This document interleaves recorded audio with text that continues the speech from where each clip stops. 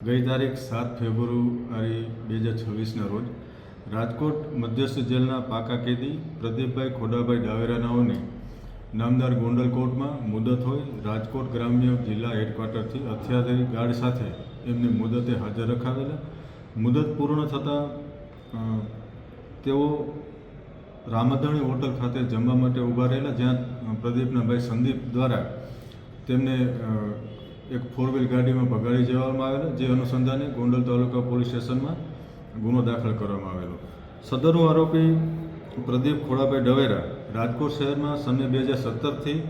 આશીષ credit cooperative society તેમજ સમય ટ્રેડિંગના નામથી સહકારી મંડળી ચલાવતા હતા અને મંડળીમાં રોકાણ કરવા અને રોકાણ ઉપર ખૂબ મોટું વળતર આપવાની લાલચ આપી સામાન્ય નાગરિકોને લોભાવી, લલચાવી અને કરોડો રૂપિયાનો વિશ્વાસઘાત કરેલ, છેતરપિંડી કરેલ, જે અનુસંધાને રાજકોટ શહેર ગાંધીગ્રામ પોલીસ સ્ટેશન, જામનગર અને પ્રદ્યુમનનગર પોલીસ સ્ટેશનમાં GPID એક્ટ મુજબ ગુનો દાખલ થયેલો અને અંદાજે સદરો આરોપી ઉપર નેગોશિયેબલના કુલ 112 કેસ છે, જેમાં જામનગર, રાજકોટ, ગોંડલ, વાંકાનેર તેમજ ઓખા કોર્ટમાં નોંધાયેલા છે. સદરો આરોપી ખૂબ જ શાતિર હોય અને અગાઉ પણ ગુનાના કામે પણ ખૂબ લાંબા સમય સુધી ફરાર થયેલ હોય.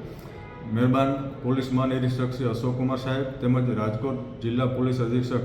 શ્રી વિજયસિંહ ગુર્જર સાહેબનાઓ દ્વારા સદરો આરોપીને પકડવા માર્ગદર્શન અને સૂચન કરેલ હોય, જે અનુસંધાને લોકલ ક્રાઇમ બ્રાન્ચની તમામ ટીમ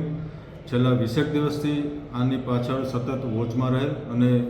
ટેકનિકલ એનાલિસિસ તેમજ હ્યુમન સોર્સ દ્વારા સદર આરોપીને પૂના ખાતેથી પકડી કાયદેસરની કાર્યવાહી અર્થે ગોંડલ તાલુકા પોલીસ સ્ટેશનને સોંપવામાં આવે છે.